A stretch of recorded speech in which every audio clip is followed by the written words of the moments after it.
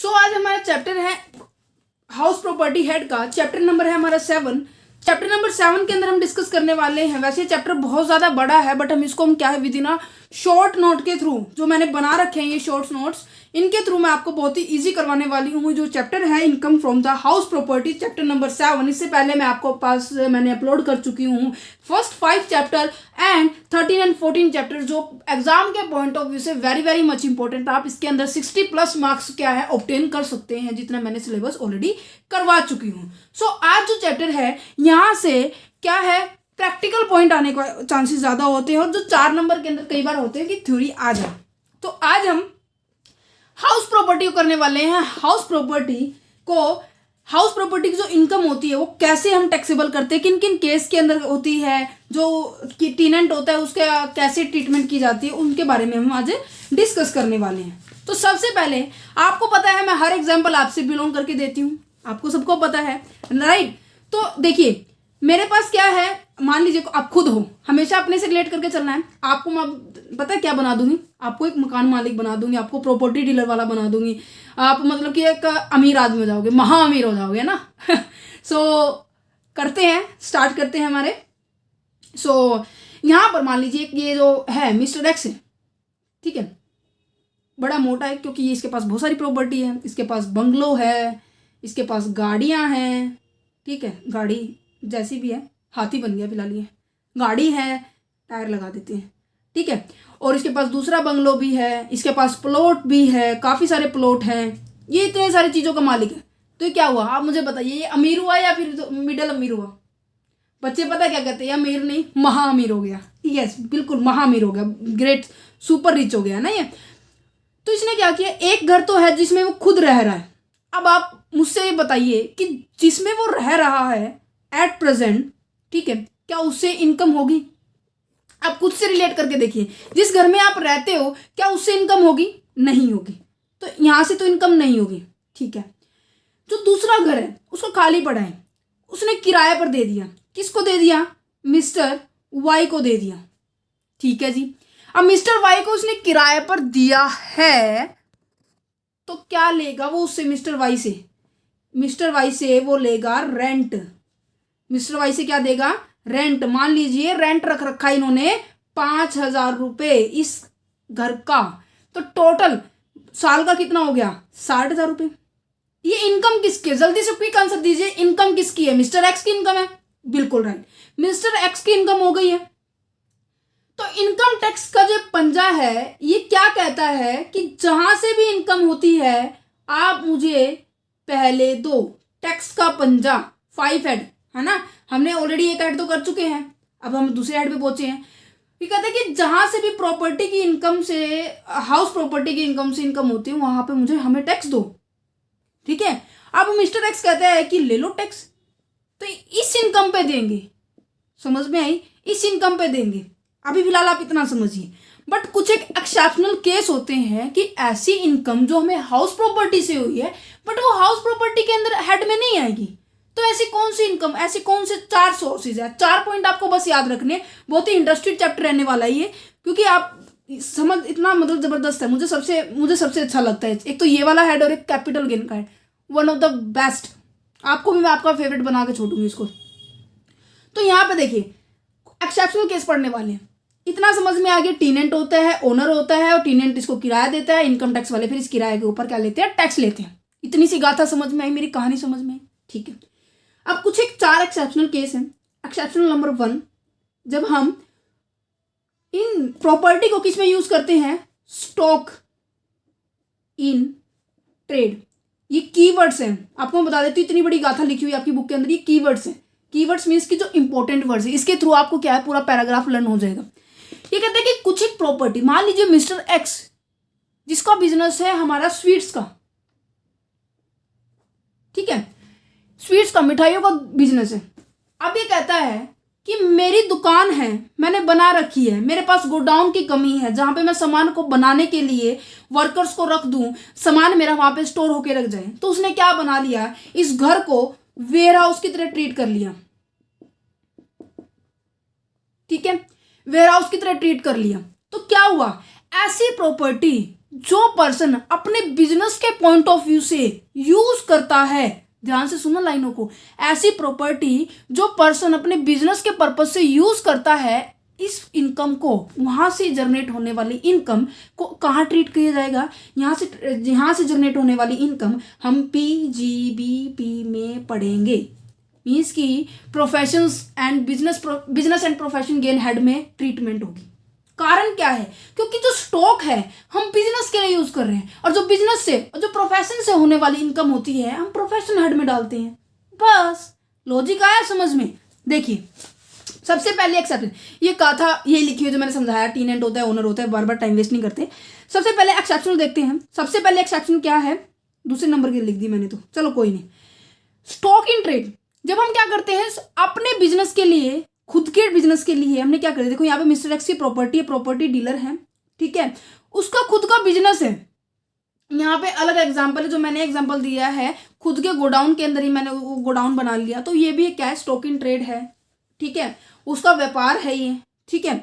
और यहाँ पे दूसरा एग्जांपल ये हो सकता है कि जो मिस्टर एक्स है प्रॉपर्टी डीलर है, ठीक है, इसका खुद का प्रोफेशन है, ये क्या करता है, जमीन को खरीदता है बेच देता है, खरीदता है बेच देता है, खरीदता है बेच देता है, ये इसका क्या है, व्यापार है ना, ठीक है, खरीदता है बेचता है, ये अपनी कैपिटल गेन में आ जाएगी शॉर्ट टर्म में। बट उन प्रॉपर्टीज को रेंट पे देता है, उन प्रॉपर्टीज को रेंट पे देता है, ये इसका खुद का बिजनेस हो गया। प्रॉपर्टी डीलर है तो बिजनेस ही ये कहेंगे ना, जैसे मेरे खुद के मामा जी हैं वो प्रॉपर्टी डीलर है, तो उनके पास जो जमीन है, वो जो जमीन है उनसे जनरेट होने वाली इनकम हमारी PGBP में ट्रीटमेंट होगी। Clear this point, clear. अब एग्जाम्पल नंबर सेकंड पॉइंट, जो एक्सेप्शनल केस है दूसरा, कि कई बार क्या होता है, आपने होटल्स देखे हैं, जो होटल्स होते हैं, रूम जो रेंटेड होते हैं रूम, है ना, जो हम कहते हैं ना PG का काम करता है हमारा लड़का, तो हमारा घर में जो पर्सन है, जो हमारा बेटा है, वो PG क्या है, रेंट पे देते हैं, वो उनका बिजनेस है। अब वो उनकी इनकम नहीं कहेंगे, हम हाउस प्रॉपर्टी की इनकम नहीं कहेंगे, वो उनका खुद का बिजनेस है। जिनका प्रॉपर्टी को रेंट पर देना बिजनेस हो, वो इनकम बिजनेस प्रोफेशन हेड में ट्रीटमेंट होगा, हाउस प्रॉपर्टी में नहीं होगा। ये मोटे मोटे अक्षरों में कॉपी पे लिख लेना कि मिस्टर एक्स क्या है, होटल बिल्डिंग है, एग्जाम्पल लेकर रखा ओयो का क्या है, बिजनेस है, वो पर डे पर रूम क्या है, रेंट पे देता है ना। देखा कभी रहे हो, मैं रही हूँ, मुझे पता है। उनका क्या कहेंगे, उनकी जो मैंने किराया दिया था 60,000 रुपये, वो जो इनकम होगी वो क्या होगी, हमारी बिजनेस प्रोफेशन हेड की इनकम होगी।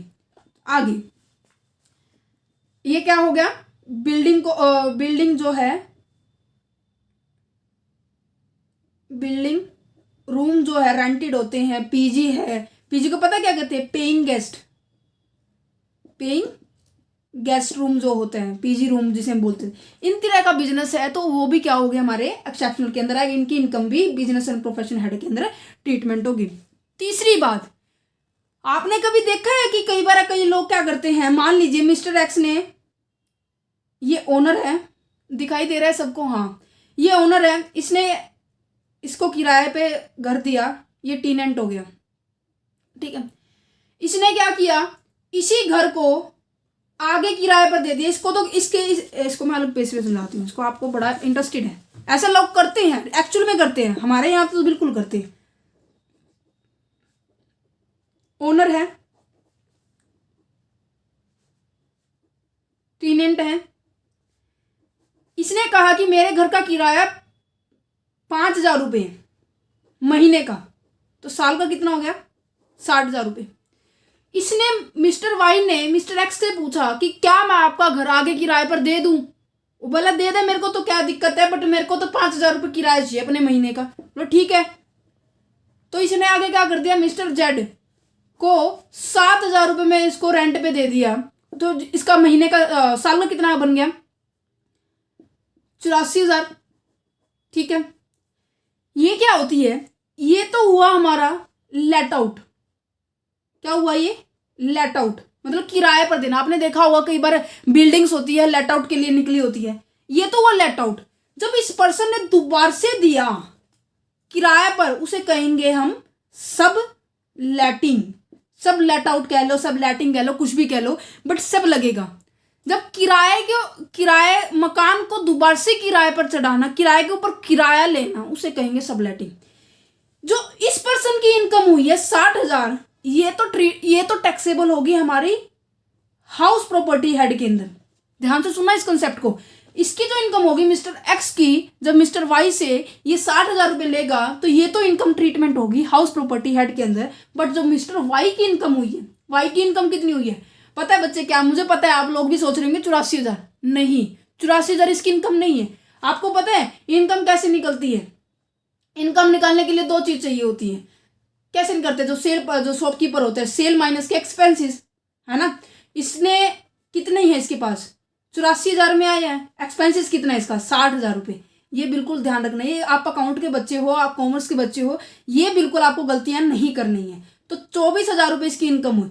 ये कहाँ टैक्सेबल होगा? ये टैक्सेबल होगा आपका अदर सोर्सेज एड के अंदर। ये हम आगे पढ़ेंगे। ये बस ध्यान रखना, सबलेटिंग से होने वाली इनकम हाउस प्रॉपर्टी के अंदर नहीं आएगी। वो इनकम आपकी अदर सोर्सेज के अंदर टैक्सेबल होगी। आप यहाँ देख सकते हैं, बिल्कुल सुंदर सुंदर अक्षरों में लिखा हुआ है मैंने, mister x, mister y, mister z. यहाँ से इनकम यहाँ से जनरेट हुई। जो माइनस करके जो पैसा बचेगा मिस्टर वाई का, वो टैक्सेबल होगा आपका अदर सोर्सेज हेड के अंदर।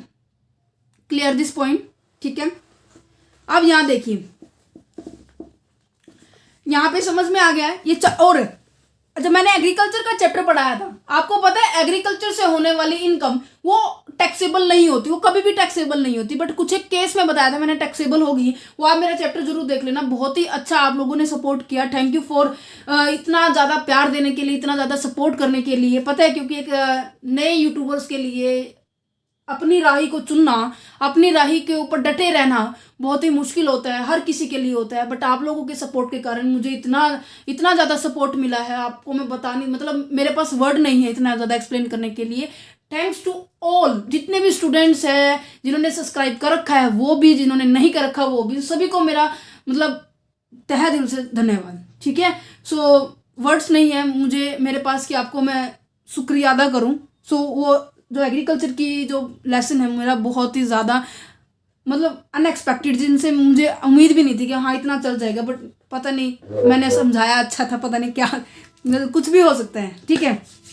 सो आपको इस चैनल के ऊपर हर कॉमर्स स्ट्रीम से लेके, साइंस स्ट्रीम से लेके, साइकोलॉजी से लेके हर चीज़ की क्या है वीडियोस को मिल जाएगी। सो आपसे हम्बल रिक्वेस्ट है कि चैनल को ज़्यादा से ज़्यादा शेयर कीजिएगा और चैनल को ज़रूर सब्सक्राइब कीजिएगा, क्योंकि एक जो यूट्यूबर्स की इनकम जो होती है सब्सक्राइबर से ही होती है। आप सभी को पता है, कोई इसमें लुकाने वाली बात नहीं होती, क्योंकि आज का जो ज़माना है सब ओपन माइंडेड है। मैं आपको कोई झूठे लारे में नहीं रखती कभी भी, आपको पता है इस बात का, है ना।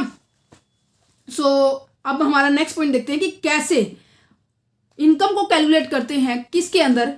हाउस प्रॉपर्टी हेड के अंदर। सो अगर आपको किसी भी वीडियो का लिंक चाहिए तो मैं डिस्क्रिप्शन बॉक्स में हर वीडियो का लिंक देती हूँ, आप उसको देख सकते हैं। और जो ये नोट्स हैं, अगर आपको नोट्स चाहिए तो आप मुझे वो भी बता देना। टेलीग्राम ग्रुप का लिंक भी मैंने डिस्क्रिप्शन में दे रखा है, डिस्क्रिप्शन से आप ले सकते हैं, वहाँ से नोट्स आप इजीली अवेलेबल अपने पास डाउनलोड कर सकते हैं। सो अब यहाँ पर क्या है, कैलकुलेशन कैसे करते हैं हम इनकम की। बहुत जल्दी जल्दी करेंगे क्योंकि ये छोटा छोटा पार्ट है, बहुत आसानी से आपको आता भी है। देखिए, जब हम कैलकुलेशन करते हैं आपके पास दो कंपोनेंट चाहिए होती हैं। इनकम को जब कैलकुलेट करते हैं, मैंने अभी बताया था आपके पास क्या होनी चाहिए, सेल होनी चाहिए और क्या होनी चाहिए, एक्सपेंसेस होनी चाहिए। सेल में से जब हम एक्सपेंसेस को माइनस करते हैं तब क्या होते हैं, हमारी इनकम जनरेट होती है। मैंने हिंदी और इंग्लिश दोनों में लिखा हुआ कि बच्चों को कन्फ्यूजन ना हो। ठीक है। कई बच्चे कहते हैं कि मैम हिंदी में भी करवा दो, हिंदी में भी मैंने आपकी बार आपके लिए स्पेशल नोट्स बनाए, अदरवाइज जो मेरे पास थे ना प्रॉपर इंग्लिश में थे। आपको बता देते, मेरे ये बहुत पहले की कॉपी है, स्पेशल उन बच्चों के लिए बनाए जो हिंदी में है। मेरा जो है मोटो यही रहता है कि किसी भी बच्चे को दिक्कत ना हो, क्योंकि काफ़ी सारे पॉइंट ये रहता है कि किसी के पास जो ट्यूशन की फीस देने के पास पैसे नहीं होते, मतलब कुछ भी कारण हो सकता है। बट आपको किसी भी कारण से ग्रस्त नहीं होना है। मेरे चैनल पे आपको सब चीज़ मिल जाएगी, क्वेश्चन पेपर से लेके हर वीडियो। ठीक है। सो यहाँ पर इनकम को कैलकुलेट करने के लिए दो चीज़ चाहिए होती है, सैलरी, सेल और एक्सपेंसिव। अब जो देखिए, आपको मैं कहूँ, आप अपने पॉइंट ऑफ व्यू से बताना मुझे कि आप क्या चाहेंगे, आपकी इनकम ज़्यादा हो या एक्सपेंसेस ज़्यादा हो? आपकी इनकम ज़्यादा हो या एक्सपेंसेस ज़्यादा हो? ये कहेंगे क्या बकवास क्वेश्चन पूछ रही है मैडम का दिमाग खराब हो रहा है क्या? नहीं, मैं सही पूछ रही हूँ। आप क्या चाहोगे, आपकी इनकम ज़्यादा हो या एक्सपेंसेस ज़्यादा हो? सभी कहेंगे इनकम ज़्यादा, इनकम ज़्यादा, इनकम ज़्यादा, बट नहीं। आपको मैं बता देती हूँ, जितनी ज़्यादा इनकम होगी उतनी ज़्यादा आपको टैक्स पे करना पड़ेगा। अब आया माइंड में? तो इनकम कैसे जनरेट होगी? सेल और इनके माइनस से। तो जितनी ज़्यादा सेल होगी और जितना कम हमारा लो एक्सपेंसेस होगा उतनी ज़्यादा इनकम आएगी, और इनकम ज़्यादा होगी तो टैक्स भी हमें ज़्यादा पे करना पड़ेगा। ये बात कंसेप्ट आपको मैंने पहले भी समझाया था किस कारण से, है ना। तो ये कहेंगे इनकम टैक्स के पॉइंट ऑफ व्यू से जो वहाँ के ऑफिसर बैठे हैं ना, आपके जो इनकम टैक्स का जो पंजा है, वो क्या सोचेगा कि हाँ लोगों की इनकम ज़्यादा हो, कि हम ज़्यादा टैक्स वसूल करें, हमारे पास ज़्यादा इनकम, हमारे पास ज़्यादा टैक्स कलेक्ट हो जाए, है ना। तो टैक्स को कम करने के लिए एक्सपेंसेस ज़्यादा शो करते हैं और इनकम कम हो जाएगी। इनकम टैक्स के point of view say that means जो हमारा, अगर हमें टैक्स पे करना है उसके पॉइंट ऑफ व्यू से देखें तो हम क्या चाहेंगे कि सेल हमारी कम से कम हो और एक्सपेंसेस हमारा ज़्यादा से ज़्यादा हो। लॉजिक है। अब ये कहोगे कि ये असलियत में थोड़ी ना, तो लोग करते हैं ऐसा, ठीक है। तो क्या है कि जब आपकी सेल कम होगी, एक्सपेंसेस ज़्यादा होंगे, तो इनकम कम शो होगी तो टैक्स कम पे करना पड़ेगा।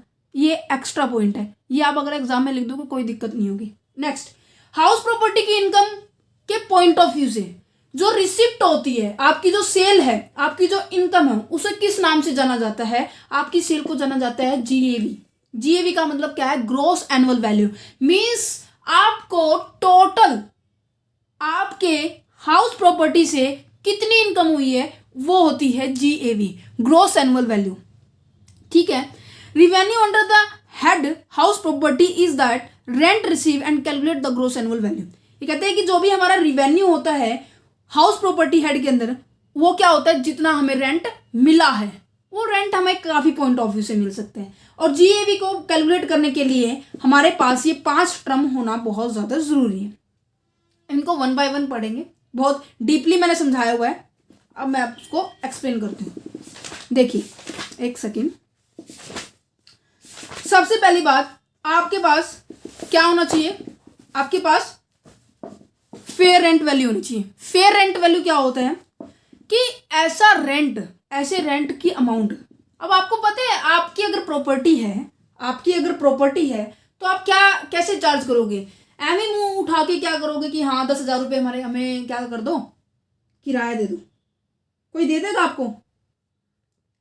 अरे कोई दे देगा क्या? मुझे ये बताओ। कोई नहीं देगा। अगर आप ही किसी से आप ही किराए पर रहने के लिए जा रहे हो तो आप भी क्या करोगे? पहले चेकआउट करोगे कि आसपास में कितना किराया चल रहा है ना। तो फेयर रेंटल वैल्यू यही होती है, ऐसा रेंट जो क्या है। अब मेरा क्या है, घर मान लीजिए ये फर्स्ट फ्लोर है, ये सेकंड फ्लोर है, ये थर्ड फ्लोर है, अरे ये ऊपर टंकी रखी है पानी की। तो आप अपनी सोसाइटी के अंदर ये चेकआउट करोगे कि इतने ही फ्लोर का सेम फैसिलिटी का, कि मान लीजिए जिसमें पत्थर लगे हुए हैं, मार्बल्स लगे हुए हैं, अच्छी फैसिलिटी है, एसी की फैसिलिटी है, सेम टाइप के घर का, सेम लोकेलिटी के अंदर, सेम नेचर के घर का क्या रेंट चल रहा है सेम सोसाइटी के अंदर। ध्यान रखना, सेम सोसाइटी के अंदर सेम नेचर का घर, उसे क्या कहेंगे हम? Fair rent value. देखिए, rent prevailing in the same और the similar type of the locality for a similar size property. Same size होना चाहिए उस प्रॉपर्टी का, सेम, सब कुछ सेम होना चाहिए उस हमारी सोसाइटी के अंदर। उसका रेंट क्या है उसके बेस पे करेंगे हम, ठीक है। तो ये हो गया फेयर रेंटल वैल्यू, ठीक है। जिस एरिया में मिस्टर एक्स रह रहा है वहां का प्रचलित किराया कितना है, मीन्स कि पड़ोसी क्या चार्ज कर रहा है, मेरा पड़ोसी क्या चार्ज कर रहा है उसके बारे में, ठीक है। नेक्स्ट है म्युनिसिपल रेंटल वैल्यू। अब ये कहोगे ये कौन आ गया? आपने अपने एमसी है आपके शहर के अंदर, जैसे हर शहर के अंदर एमसी होते हैं, म्युनिसिपल टैक्स कॉरपोरेशन होती है, एमसीज होते हैं, ठीक है। ये क्या होता है कि ऐसा रेंट जो डिसाइड करता है, कौन करता है? वो डिसाइड करता है हमारी लोकल अथॉरिटीज, सरकारी महकमा डिसाइड करता है कि हाँ आपको इतना रेंट लेना चाहिए, इससे ज़्यादा लिया तो गलत होगा, हम तुम्हें सजा कर देंगे, ये कर देंगे, वो कर देंगे, फलाना टिकड़ा मुगड़ा जो भी होता है सब कर देंगे, है ना। तो क्या कहेंगे? लोकल अथॉरिटी कौन हो सकती है? म्युनिसिपल कॉर्पोरेशन हो सकती है। टाउन कमेटी होती है ना, नॉर्मल कमेटी आपने देखी भी होगी। टाउन ये क्या है, ये एक सेकेंड, मैंने इसको छोड़ दो, ये अभी ये प्रेजेंट नहीं है। Town committee and then municipal corporation, ये हमारी होती है। ये हमारा क्या है, टैक्स को डिसाइड करते, सॉरी रेंट को डिसाइड करते हैं कि एक्चुअल में इतना होना चाहिए। ये कहते हैं कि by the conducting a periodical survey, क्या करती है, इन्हें कैसे पता चलेगा कि इतना टैक्स रेंट होना चाहिए? ये क्या करेगी, हर साल जब भी इलेक्शन होते हैं या फिर साल खत्म होता है, जैसा भी रहता है, ये क्या करते हैं, सर्वे करते हैं। देखो यहाँ क्या लिखा हुआ है, सर्वे करते हैं। सर्वे करके हम क्या करते हैं, लिमिट डिसाइड कर लेते हैं कि पर्टिकुलर एरिया के अंदर इतना इतना टैक्स है। आपने देखा भी होगा, आपके जैसे कि जो रोड पे घर होते हैं उनका किराया ज़्यादा होता है, और जो रोड के पिछले एरिया में होते हैं जहाँ पर मतलब ट्रैफिक ज़्यादा नहीं चलती, मार्केट नहीं है, वहाँ का किराया कम होता है। कारण क्या है, ये लोग डिसाइड करते हैं कि जहाँ पर मार्केट होगी। आपको बता देती हूँ, अब अगर रोड पे मतलब कि रोड बाय रोड में, जिसकी जैसे गाड़ियाँ चल रही है उसके साइड में जैसे दुकानें होती है ना, अगर वहाँ पे रेंट पे लो ना तो 50-60 हज़ार रुपये रेंट होता है उसका किराया। अब यह देखिए कितना ज़्यादा किराया है। वो कौन डिसाइड करता है? म्युनिसिपल कॉर्पोरेशन करती है कि इतना होना चाहिए। कारण क्या है, क्योंकि म्युनिसिपल कमेटी वाले क्या तो पहले तो डिसाइड करते हैं कि इतना किराया होना चाहिए, और उस किराए के ऊपर टैक्स भी वसूल करते हैं, इसलिए सर्वे करते हैं। इतनी मेहनत कौन करेगा टैक्स लेने के लिए, है ना? पर्पस क्या होगा, सेटअप द हाउस प्रॉपर्टी, है ना? म्युनिसिपल टैक्स रिसीव करने के लिए, म्युनिसिपल टैक्स को रिसीव करने के लिए कि हाउस प्रॉपर्टी के अंदर रेंट कितना लेना चाहिए और उसका टैक्स कितना होना चाहिए। एग्जाम्पल के तौर पे, एग्जाम्पल हम इकट्ठा करेंगे, क्योंकि ऐसे बीच बीच में एग्जाम्पल करने से थोड़ा सा कंफ्यूजन जनरेट हो जाएगी। तुम अभी छोटे बच्चे हो ना, इजी से समझा देते हैं। स्टैंडर्ड रेंट का क्या मतलब होता है, समझते हो? स्टैंडर्ड रेंट वो भी हम समझा देते हैं। 2 रेंट समझ में आए, एक तो पड़ोसी का रेंट चेक करना है कितना है, एक म्युनिसिपल कॉर्पोरेशन अपने आप सेटअप कर देगी कितना रेंट होना चाहिए। अब आ जाते हैं स्टैंडर्ड रेंट। ये जो रेंट होता है इनके सबकी कंपैरिजन करके फिर हम एक रेंट निकालते हैं। अब ये बात ध्यान रखना, 5 रेंटों का कंपैरिजन करके फिर हम कंक्लूजन में पूछेंगे, वो बताऊंगी भी, ठीक है? स्टैंडर्ड रेंट क्या होता है कि ऐसा रेंट जो क्या है, रेंट कंट्रोल एक्ट के अंदर जो लिखा होता है कि इतना रेंट इतने एरिया में, जैसे कि हमने पढ़ा है ना कि जो सैलरी है, जो 60 साल की उम्र के हैं उसके ऊपर इतना स्लैब लगेगा, इतने इतने, जो 60 साल से ऊपर 80 तक के हैं उसके ऊपर इतने इतना। ऐसे ही रेंट कंट्रोल एक्ट के अंदर ये लिखा होता है कि कहाँ पर कितना रेंट लेना चाहिए। ये बस इसलिए होता है कि जो टेनेंट होते हैं, जो किराएदार होते हैं, उनका शोषण ना हो, उनका प्रोटेक्शन करने के लिए स्टैंडर्ड रेंट अप्लाई किया जाता है और रेंट कंट्रोल एक्ट लाया गया था। हर एक स्टेट में अलग अलग होता है, और जो ओनर होता है प्रॉपर्टी का उससे ये एक्सेप्ट किया जाता है, मतलब कि इससे अनुमान लगाया जाता है कि जो ओनर है इसके ऊपर रेंट चार्ज नहीं करेगा। समझो इस बात को, owner of the property is not expected to the charge a rent higher than the standard rent. जो स्टैंडर्ड रेंट है उससे ज्यादा कभी भी, मान लीजिए स्टैंडर्ड रेंट 40,000 है दुकान का, अगर ओनर 50,000 रुपये चार्ज कर रहा है तो इस ओनर के ऊपर पता है इतनी कार्रवाई हो जाएगी, जो 10,000 रुपये फालतू चार्ज कर रहा है ना उससे फालतू पैसे लग जाएंगे। तो इसलिए ये एक्सेप्ट किया जाता है, मीन्स कि अनुमान लगाया जाता है कि हर एक ओनर जो है इस बात को मानेगा कि जो स्टैंडर्ड रेंट से ज़्यादा वो चार्ज नहीं करेगा अपनी दुकान, अपने घर का किराया, ठीक है? अब ये समझ में आ गया स्टैंडर्ड रेंट। अब आ जाता है नेक्स्ट हमारा एक्सपेक्टेड रेंट, दिखाई दे रहा है ये वाला एक्सेप्टेड रेंट। एक्सेप्टेड होता है जो किराएदार को मिलना चाहिए, जो किराएदार को मिलना चाहिए। गवर्नमेंट एक्सेप्ट करती है कि ओनर को इतना किराया तो मिलना ही मिलना चाहिए। समझेंगे अभी हम, ठीक है? मीन्स कि जो एक्चुअल रेंट है जो आपको मिलना चाहिए, एक्चुअल रेंट जो ओनर रिसीव करेगा। आपको पता है यहाँ से शुरू होगा ओनर को मिलना पैसा, और यहाँ पर जाके आपको मिलेगा। पहले ये चेक करेंगे, फिर ये, फिर ये, फिर ये, फिर ये। अब कैसे चेक करेंगे? अब मान लीजिए आपके पास, अब हमने क्या पढ़ा, अब इसको मैं शॉर्ट फॉर्म में लिखूंगी, कभी कहेंगे दीदी अब पूरा नहीं लिख रही, मैडम पूरा नहीं लिख रही, है ना? तो देखिए एग्जाम्पल से समझते हैं कि ये फेयर रेंट क्या था, है ना? अब आपको बता देती हूँ मैं, फेयर रेंट से चलेंगे हम और हम एक्चुअल रेंट तक पहुंच जाएंगे कि हमारा एक्चुअल में रेंट होना कितना चाहिए। सबसे पहले फेयर रेंट और म्युनिसिपल रेंट को कंपेयर करने के बाद जो हायर होगा वो उस हायर आ जाएगा। स्टेप फॉलो करने हैं। स्टेप नंबर 1, तीन ही स्टेप है। स्टेप नंबर 1, फेयर रेंट और म्युनिसिपल रेंट को हमें क्या करना है, कंपेयर करना है। जो हायर होगा उस हायर को हमें स्टैंडर्ड रेंट के साथ फिर कंपेयर करना है। फिर हमें क्या करना है, लोअर को सिलेक्ट करना है। सुनते जाइए, अभी आपको थोड़ा सा अटपटा लगेगा बट आपको इजी वे में आपको प्रैक्टिस करवा दूंगी मैं, ठीक है। जो लोअर होगा उसे हम कहेंगे एक्सेप्टेड रेंट। क्या कहेंगे, एक्सेप्टेड रेंट, कि इतना तो आपको मिलना ही चाहिए। फिर हम एक्सेप्टेड रेंट को एक्चुअल रेंट से कंपेयर करेंगे। जो हायर होगा वो क्या करेंगे, हमारा ग्रॉस एनुअल वैल्यू होगी। अब ये कहोगे ये कौन सी सीडी है, CD number 1, CD number 2, CD number 3। अब एग्जाम्पल के साथ देखो, मैंने लिखा भी हुआ है बहुत आसान लैंग्वेज के अंदर। देखिए आपके पास जो फेयर रेंट है आपको दिखाई दे रहा है, जो फेयर रेंट है उसको म्युनिसिपल वैल्यू के साथ क्या करेंगे, कंपेयर करेंगे। जो हाई होगा उसे सिलेक्ट करेंगे। आपको ये याद रखना है HLH। HLH का मतलब क्या होता है, हायर लोअर हायर, पहले हायर फिर लोअर फिर हायर, ठीक है। जो आया है आंसर, जो हायर आया है, हायर को फिर हम कंपेयर करेंगे स्टैंडर्ड रेंट के साथ। हमने यही किया था, जो हायर है उसको हमने कंपेयर किया था स्टैंडर्ड रेंट के साथ। जो फिर आएगा लोअर, लोअर जो लोअर होगा, ध्यान रखना, जो हमेशा ये लिख लो मोटे मोटे अक्षर में, मैंने भी लिख रखा है आपके लिए स्पेशल। जो लोअर होगा उसे हम क्या कहेंगे, एक्सेप्टेड रेंट कहेंगे, कि इतना रेंट तो आपको मिलना ही मिलना चाहिए। और इसका सेकंड नेम क्या है, municipal minimum possible value. Minimum possible rent का मतलब क्या होता है कि इतना तो, कम से कम इतना तो आपको मिलना ही चाहिए। किसको, ओनर को, जो किराए पर दे रहा है। अब जो आप एक्चुअल में रिसीव कर रहे हो और जो एक्सपेक्टेड रेंट है उसको कंपेयर करेंगे। जो हायर होगा उसे सिलेक्ट करेंगे। अब यहाँ पे देखो HLH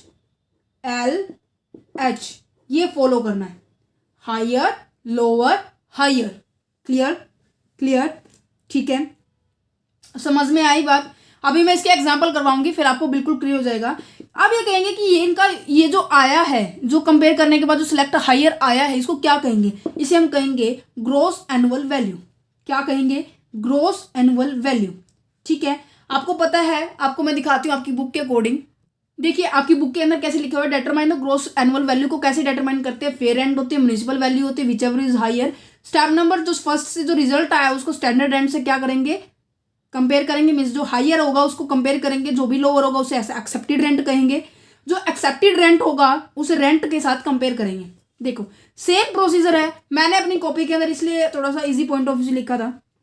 अब आप देखिए आपके पास ये चार्ट होगा, आपकी बुक के अंदर होगा कि जो ग्रॉस एनुअल वैल्यू होती है हाउस की, मीन्स कि इतना रेंट आपने क्या किया, रिसीव किया है। जो आपने मान लीजिए रेंट, मान लीजिए 40 लाख रुपए, 40 लाख ज़्यादा हो गया, 4 लाख रुपए रिसीव कर लिया। कुछ तो खर्चे हुए होंगे ना मिस्टर एक्स से, कुछ तो खर्चा हुआ होगा उसको रिपेयर करने में, उसके मेंटेनेंस में। वो वॉचमैन रखा होगा उस प्रॉपर्टी की देखभाल करने के लिए, उसके ऊपर डॉगी भी रखा हुआ है, उसकी डाइट के ऊपर खर्चा, मतलब कुछ तो खर्चा हुआ होगा। या फिर सीधा 4 लाख रुपए सीधा इनकम हुई है, नहीं। ये तो है आपकी ग्रॉस एनुअल वैल्यू, मीन्स की इन वैल्यू में से अभी हम क्या करेंगे, खर्चों को लेस करेंगे। खर्चे अब ये करेगी सरकार, तुम्हें क्या खर्चा होगा, तुम्हें क्या खर्चा होगा, तुम्हें तो ज़्यादा इनकम होती है, वैसे नॉर्मली ज़्यादा इनकम ही होती है, तो कुछ एक हमें डिडक्शन दी हुई है, कुछ एक डिडक्शन दी हुई है, मीन्स की कुछ एक हमें क्या है, छूट दी है कि आप ये इन खर्चों को आप लेस कर सकते हो। वो हम पढ़ेंगे अभी। Local tax paid by the owner during the previous year, means की म्युनिसिपल टैक्स जो पे किया है, MT म्युनिसिपल टैक्स जो पे किया है उसको लेस करेंगे, ठीक है। अनरियलाइज रेंट क्या होता है वो भी मैं बताऊंगी, ऐसा रेंट जो आपको मिला नहीं है, ठीक है। डिडक्शन क्या है, 30% ऑफ द एनुअल वैल्यू, जो इनको लेस करने के बाद जो अमाउंट होगी वो एनुअल वैल्यू होगी, उस एनुअल वैल्यू का 30% करेंगे, ये आपको मिलती ही मिलती है। अब अभी आप समझ लीजिए, अभी हमने क्या है, फर्स्ट स्टेप किया है, ये सारा स्टेप होने के बाद हाउस प्रॉपर्टी खत्म हो जाएगा, ठीक है। इंटरेस्ट ऑन लोन, इंटरेस्ट जो क्या है लोन पे, इससे क्वेश्चन आता है, मैं बता देती हूँ, इससे क्वेश्चन आता है। अनरियलाइज रेंट के ऊपर क्या है, 4 नंबर में थ्योरी का क्वेश्चन आ जाएगा, ठीक है। अब हम चले आगे, चले, मैंने यही लिखा हुआ है यहाँ पे आप देख सकते हैं। अब आपके लिए एक बात नोट करने की है, आपने नोट भी करना चाहिए था, आपकी बुक के अंदर देखना, जो म्युनिसिपल टैक्स होगा वहाँ पे पेड लिखा होगा, ठीक है। और यहाँ पे जो इंश्योरेंस इंटरेस्ट जो है लोन के ऊपर, जो हम लोन लेते हैं घर बनाने के लिए, कंस्ट्रक्शन करने के लिए, वहाँ पर पेएबल होगा। कारण क्या है, देखो पेड का मतलब होता है जब तक आप एक्चुअल में पेड नहीं कर देते। मान लीजिए आपका म्युनिसिपल टैक्स आया था 40,000 रुपये, ठीक है, म्युनिसिपल टैक्स आया था आपका 40,000 रुपये। जब तक आप कैश में इसकी पेमेंट नहीं कर देते तब तक आपको इसकी डिडक्शन नहीं मिलेगी, तब तक मीन्स आपको इसके अपने खर्चों में से लेस करके दिखाने का अनुमति नहीं मिलेगी। मीन्स कि जो एमटी जो होता है, म्युनिसिपल टैक्स जो होता है, उसके आगे इसलिए पेड लिखा होता है क्योंकि ये कैश बेसिस होता है। जब तक आप कैश में नहीं करोगे तब तक सरकार मानेगी नहीं, ठीक है।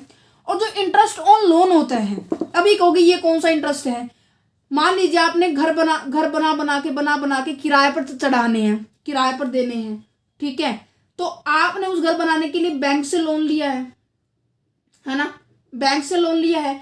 लोन लेने के ऊपर वो क्या करेगी, प्रिंसिपल अमाउंट तो आपको देनी पड़ेगी, है ना, प्लस में क्या देना पड़ेगा आपको, इंटरेस्ट भी देना पड़ेगा। किसको देना पड़ेगा आपको, ये दोनों चीजें आपको बैंक को देनी पड़ेगी टाइम पीरियड के according.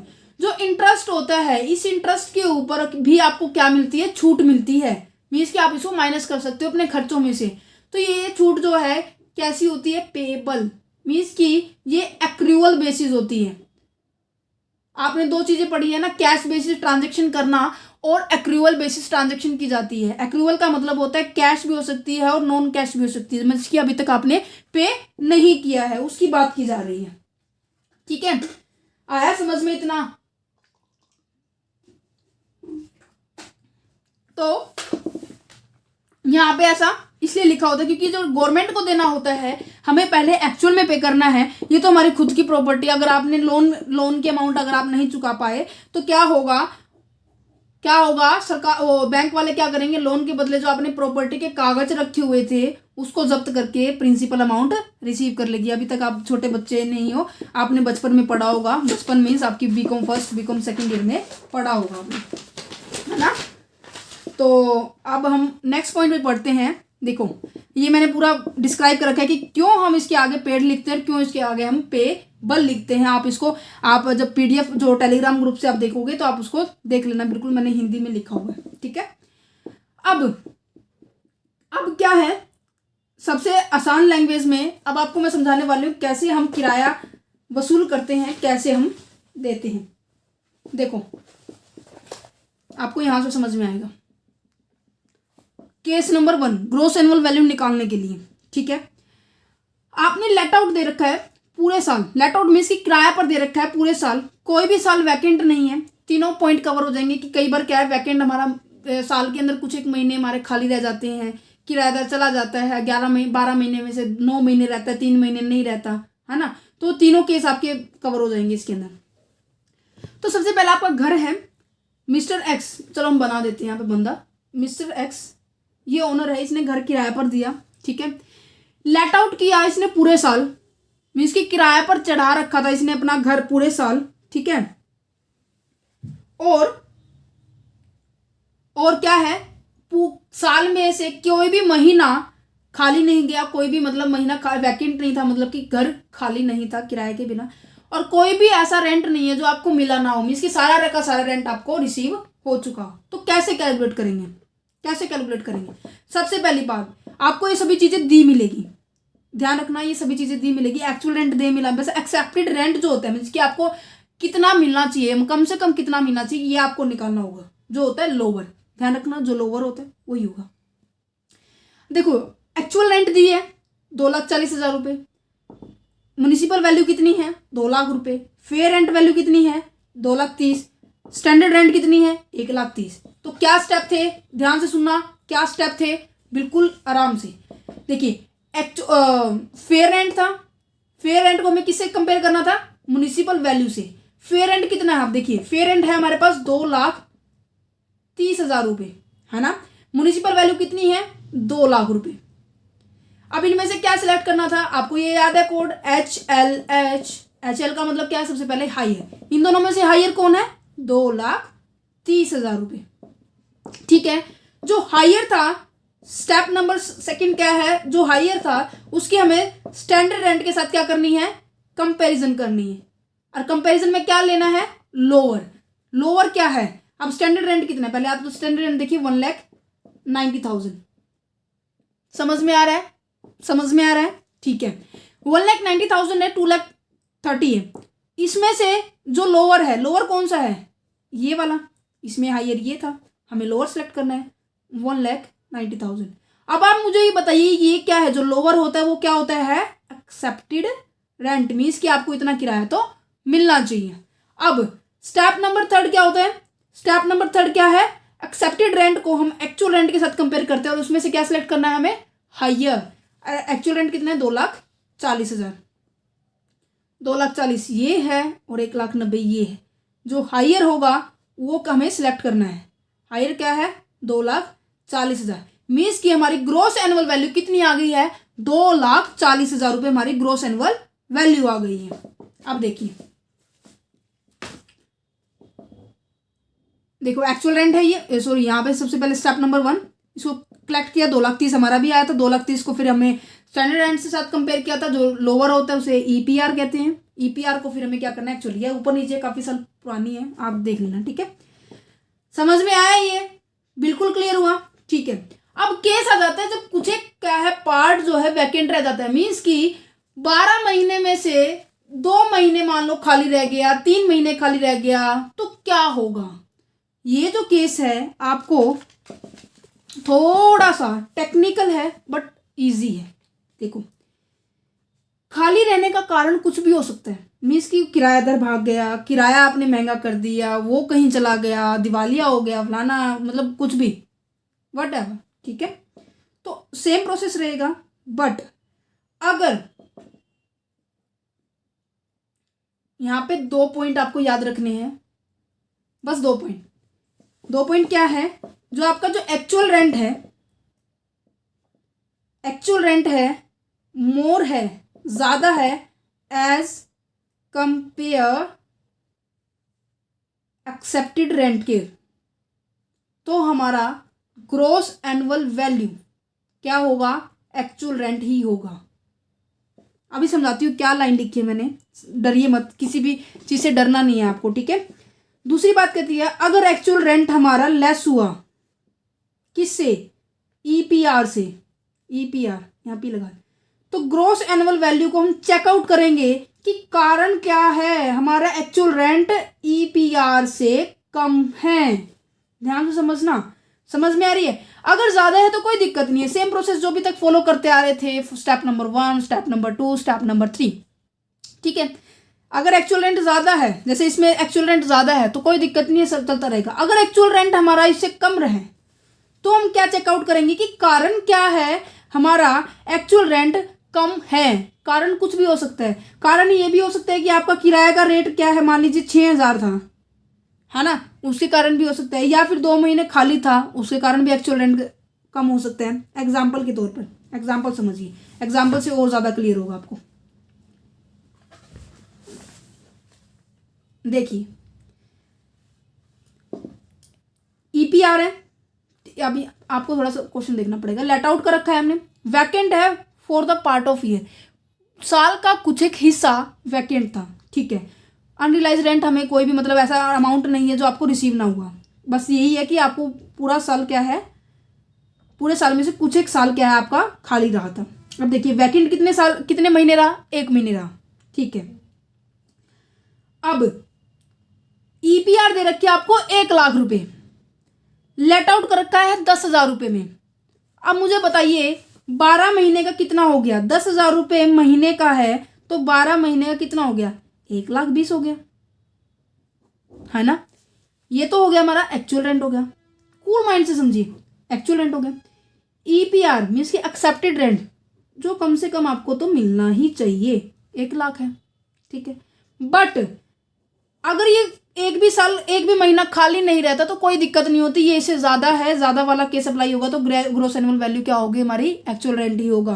Click the point. First point clear. Second point, ये 1 महीना खाली था, 1 महीना खाली था तो ईपीआर तो हमारी 1,00,000 ही रहेगी, उसका तो कोई चेंज नहीं होगा। बट 10,000 गुना में कितना हो जाएगा? 11 हो जाएगा, क्योंकि 1 महीना खाली था तो कितना हो जाएगा? 1,10,000 रुपये। ज्यादा है, ज्यादा है फिर भी क्लिक द पॉइंट, क्योंकि हमें लास्ट स्टेप क्या था, HLH हायर ही सिलेक्ट करना था, है ना। अगर इन केस वो 3 महीने खाली रहता है घर, अगर इन केस 3 महीने खाली रहते हैं, ये EPR है ना। अगर 3 महीने खाली रहता है तो क्या होगा, 10,000 गुना में 9, क्योंकि 9 महीने हो गए, 9 और 3 12 होते हैं, 90,000। विच एवर इज हायर तो ये हो गया। फिर हम जब एक्चुअल रेंट हमारा कम निकल के आता है तो हम कारण चेक करेंगे, कारण क्या है। अगर कारण हमारा खाली रहना होता, मीन्स कि कारण क्या है इसमें, अगर 3 महीने और होता तो हमारा क्या हो, 1,20,000 हो जाता, कारण हमारा खाली रह गया। अगर ये बात ध्यान रखना, अगर रेंट का अमाउंट है, एक्चुअल रेंट का अमाउंट, कारण ये है कि महीने के कारण, मीन्स कि खाली रहा हमारा घर, उसके कारण हमारा एक्चुअल रेंट कम आया, तो क्या ट्रीटमेंट होगी, एक्चुअल रेंट ही हमारा ग्रॉस एनुअल वैल्यू होगा। समझ में आया। खाली रहना ही हमारा कारण रहा, आसान भाषा में लिख देती हूं मैं। अगर एक मिनट, घर नहीं, हाँ घर, एक सेकेंड, क्या लिखना था, हाँ, अगर घर खाली होने के कारण एक्चुअल रेंट हमारा कम आ रहा है तो एक्चुअल रेंट को ही ग्रॉस एनुअल वैल्यू मानेंगे। ठीक है। अगर घर खाली होने का कारण नहीं है, अगर रेंट ही कम वसूल कर रहे हैं, मान लो कि 6,000 वसूल कर रहे हैं 9 महीने के लिए, कितना होगा, 54,000 रुपये हो गए। 1,00,000 और 54,000 में बड़ा डिफरेंस है। मैं चेकआउट करूँ कि क्या कारण घर खाली के होने के कारण है। अगर ये पूरे साल रहता तो कितना होता, जल्दी बताइए, 12×6 = 72, फिर भी 72,000 होता, तो ये वैसे भी कम है। तो इस केस में EPR को हम ग्रॉस एनुअल वैल्यू मानेंगे। अगर बस यही बात याद रखनी है, अगर घर खाली होने के कारण रेंट हमारा कम आ रहा है तो हम ग्रॉस एनुअल वैल्यू को ही क्या बोलते हैं, एक्चुअल रेंट को ही हम क्या मानेंगे, ग्रॉस एनुअल वैल्यू मानेंगे। क्लियर, समझ में आया। प्रैक्टिस है, मैं बता रही हूँ, practice makes a perfect man, पता है सबको। जब तक प्रैक्टिस नहीं करोगे तब तक क्या है, कुछ भी मतलब मज़ा नहीं आएगा, कुछ भी करने में मज़ा नहीं आएगा। एक और क्वेश्चन करवा देती हूँ आपकी प्रैक्टिस के लिए, कि आपको प्रैक्टिकल, अगर आप प्रैक्टिकल पॉइंट कर रहे हैं तो आपको इजी रह जाए। ठीक है, अब मान लीजिए 3 महीने खाली रहा घर, ठीक है, 3 महीने खाली रहा, EPR हमारा मान लीजिए 1,00,000 ही है, सेम प्रोसेस है, ये देखो मैंने साथ में लिख रखा है। अगर वो सारा साल रेंटेड होता तो फिर EPR लेस होती, है ना, सिंपल सा है। सो हमारा ग्रॉस एनुअल वैल्यू क्या होता है, हमारा एक्चुअल रेंट ही होता। ठीक है, कारण देखना, अगर घर खाली होने के कारण हमारा क्या है, रेंट कम आ रहा है, तो हमारा ग्रॉस एनुअल वैल्यू क्या होगा, एक्चुअल रेंट ही होगा। और कोई कारण हुआ तो हमारा EPR ही होगा। ठीक है, समझ में आई। अब यहाँ देखो, एक्चुअल रेंट है 7,000 रुपये पर महीने, 3 महीने हमारा घर वैकेंट पे था। ठीक है, EPR है 1,00,000, एक्चुअल रेंट है 7,000 गुना में 9, क्योंकि 3 महीने खाली रहा तो 63,000 रुपये होगा। कंपेयर करेंगे EPR, क्योंकि लास्ट स्टेज है, EPR और एक्चुअल रेंट को हम कंपेयर करते हैं, जो भी हायर होगा वो सिलेक्ट करेंगे। एक्चुअल रेंट लेस है किससे, EPR से, तो क्या चेक करेंगे, ये स्टेप याद रखना। चेक क्या करेंगे, चेक हम करेंगे रीजन, वैकेंट है या फिर कोई और रीजन है, मीन्स कि घर खाली रहने के कारण ही रेंट कम आया है, एक्चुअल रेंट कम आया है, या फिर कोई और कारण था। अगर ये 12 महीने रहता किराए पर तो 84,000 रुपये होता, मीन्स कि कोई और ही कारण है कि हमारा एक्चुअल रेंट कम है, तो EPR को ही हम क्या मानेंगे, ग्रॉस एनुअल वैल्यू मानेंगे। आई होप आपको समझ में आ गया कि मुझे इतनी देर होगी इस टॉप पॉइंट को समझाते हुए। आई होप कंप्लीट समझ में आ गया होगा, है ना। सो अब 2 इंपॉर्टेंट टर्म्स हैं। फर्स्ट टर्म्स क्या है, ये तो मैंने समझा दिया है, वैकेंट रहता है तो क्या ट्रीटमेंट होगा, अनरिलाइज रेंट रहता है अभी, है ना, वैकेंट की पोजीशन आ गई होगी, ट्रीटमेंट ऑफ वैकेंसी को क्या करेंगे, मींस की खाली रहना घर होता है। ठीक है, स्टेप नंबर 3 में हम कंपेयर करेंगे लास्ट में। ठीक है, अब क्या करना है, ये वही सेम एग्जांपल है। मेरे को लगा कि मैं इससे समझाऊंगी या फिर उससे समझाऊंगी, मैं कंफ्यूज थी, बट मेरे को जैसे भी अब अच्छा लग रहा था, दोनों में से किसी एक कोई मैंने अडॉप्ट कर लिया। ठीक है, अब हम बात करते हैं अनरियलाइज रेंट के बारे में। अनरियलाइज रेंट क्या होता है? ऐसा रेंट जो आपने बोला था कि हाँ 60,000 रुपये महीने देना, पर क्या हुआ, किराएदार क्या बोला कि भाई अभी मेरे पास पैसे नहीं है, थोड़े दिन में देता हूँ, थोड़े दिन होता है ना कई बार क्या है, शर्म के कारण क्या है, किसी से मांगते नहीं है, या शर्म के कारण हम कुछ भी मतलब ज़्यादा पीछे नहीं लगते, पर किराएदार जो होता है वो धोखा दे के भाग गया और रातों रात उसने बैग पैक किया और ले लुधियाना की ट्रेन और वहीं भाग गया। तो ऐसा रेंट जो क्या है, ओनर को रिसीव ही नहीं हुआ, बट इनकम टैक्स मानेगी कि हाँ तुझे रिसीव नहीं हुआ? मैं मानूंगा? बिल्कुल भी नहीं मानेंगे। कारण क्योंकि इनकम टैक्स को तो टैक्स चाहिए भाई उस इनकम के ऊपर, और टैक्स नहीं मिला तो मतलब क्या होगा कि वो टैक्स की चोरी करना चाहता है। तो इनकम टैक्स प्रूफ मांगेगी, बता तूने क्या क्या काम किया, अगर वो टैक्स नहीं मतलब रेंट नहीं दे रहा था तूने क्या क्या कदम उठाए। जैसे हम उठाते हैं ना, ला चल हमारा घर खाली कर दे, या मैं तेरे ऊपर केस करूंगा, या कुछ भी, मतलब कि लोगों को इकट्ठा करके तुम्हें बताना पड़े कि हाँ ये मेरा टैक्स रेंट नहीं दे रहा, गवाही के लिए होता है ना। तो इनकम टैक्स ये कहेगी कि ला मुझे क्या दे, सबूत दे क्या कारण था कि उसने रेंट नहीं दिया, और असलियत में रेंट नहीं दिया या तू ही झूठ बोल रहा है ना। जांच पड़ताल करने वाले तो पूरी खिंचाई तनाई करेंगे उनकी। तो क्या होगा अनरियलाइज रेंट के अंदर की प्रॉपर्टी रेंट पे थी, बट क्या हुआ, रेंट ही नहीं मिला भाई उसको, तो रेंट रिसीव ही नहीं हुआ ओनर को। ऐसे अमाउंट को क्या कहेंगे? अनरियलाइज रेंट कहेंगे। ठीक है, अब देखो मैंने ये चीज़ें सारी हिंदी में लिख रखी है, आप यकीन नहीं मानोगे, सभी बच्चों के लिए हेल्पफुल रहेगा ये नोट्स। कहते कि बट इनकम टैक्स वाले क्या मानेंगे?